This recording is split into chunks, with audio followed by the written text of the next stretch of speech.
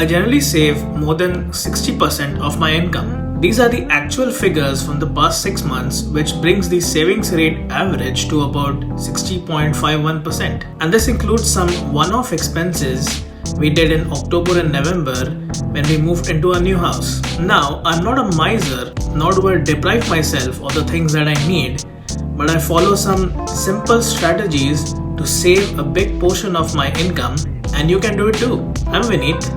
Welcome back to my channel, and let's begin. Step 1. Create a budget and track your progress. Now, this is a recurring suggestion which you see me giving often in my videos, but honestly, I can't stress enough the importance of budgeting and tracking. So creating a budget is all about understanding your income and expenses. Start by tracking your income and expenses for a month or two to get a better understanding of where your money is going. Once you have a clear picture of your finances, you can create a budget that aligns with your financial goals. To create a budget, list all your income sources and expenses. Be sure to include both fixed expenses such as rent or mortgage payments and variable expenses such as groceries or entertainment. Once you have a clear understanding of your income and expenses, create a spending plan that aligns with your financial goals. Be sure to allocate a certain amount of money to saving each month. Once you have created a budget, it's important to track your progress regularly. This will help you stay on track with your financial goals and make adjustments if necessary. There are several ways to track your progress. Number 1, using a budgeting app. There are several budgeting apps available that can help you track your progress and saving goals. These apps can sync with your bank account and credit cards, making it easy to track your spending in real time. Number 2, using a spreadsheet. If you prefer a more hands-on approach, which I do generally, you can create a spreadsheet to track your expenses and saving goals. Be sure to update your spreadsheet regularly to stay on top of your progress. Reviewing your progress regularly is also very important. Make it a habit to review your progress regularly, such as once a month or once a quarter. Look for areas where you may be overspending and make adjustments if necessary. Celebrate your successes and use them as motivation to continue saving. I can share the template which I use to track our household budgets. Just hit that like button and let me know in the comments below. Step 2. Increase your income. Increasing your income is a great way to save more than half of your income. Here are some strategies to consider. Number 1. Find a better paying job.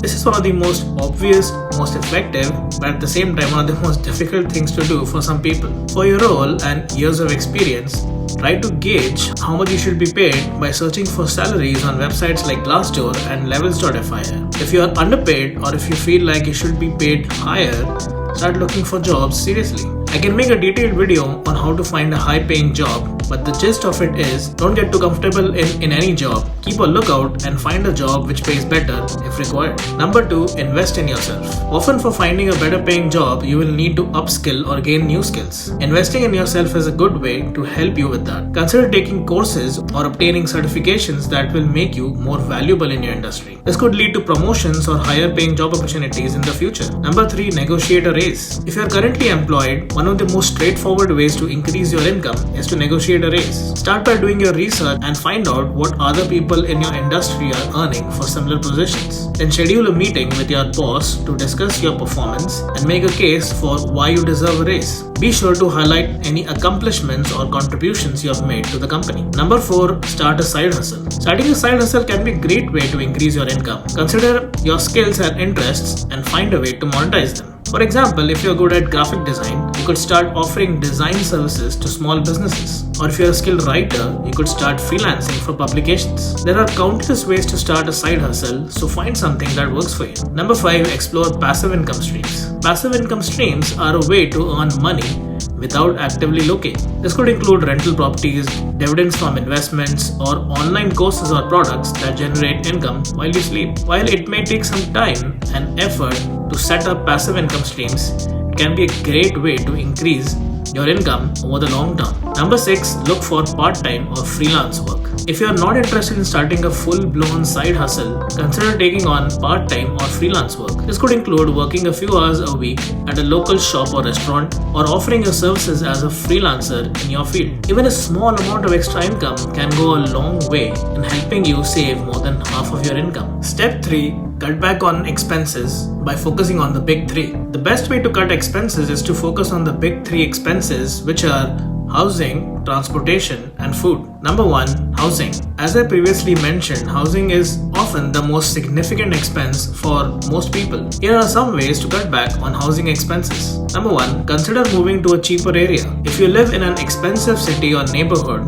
consider moving to a more affordable area. The cost of living can vary significantly depending on where you live, and moving to a cheaper area could save you thousands of pounds a year. Number 2. Negotiate rent or mortgage payments. If you rent your home, try negotiating your rent with your landlord. If you own your own home, consider refinancing your mortgage to lower your monthly payments. Number 3. Look for roommates. If you have an extra room in your home, consider finding a roommate to help you split the rent or mortgage costs. This is similar to house hacking in a way where you're sharing your house with other people who are basically helping you pay off your mortgage. And finally, consider downsizing. If you're living in a home that's too big for your needs, downsizing to a smaller apartment or house can save you a significant amount of money. Okay, now let's talk about transportation, which is another significant expense for most people. Here are some additional ways to cut back on transportation costs. Number 1. Use public transportation. If you live in an area with a good public transportation system, consider using it instead of driving. Public transportation can be significantly cheaper than driving, and it can also be more environmentally friendly. Number 2. Bike or walk to work. If you live close enough to your workplace,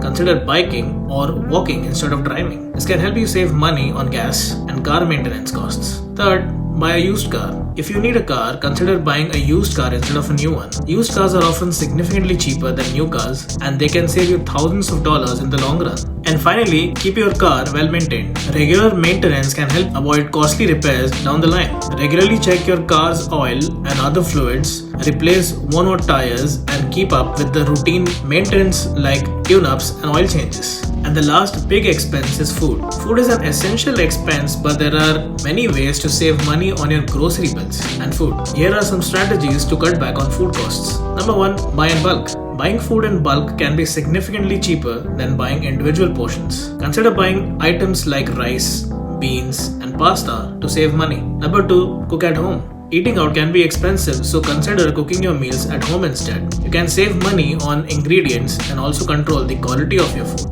Next, meal planning. Plan your meals in advance and make a grocery list before going to the store. Stick to the list and avoid impulse purchases. This can help you save money on groceries and also prevent food wastage. And finally, shop for generic or store brand products. Generic products are often just as good as name brand products but cost significantly less. Consider buying generic or store brand products to save money.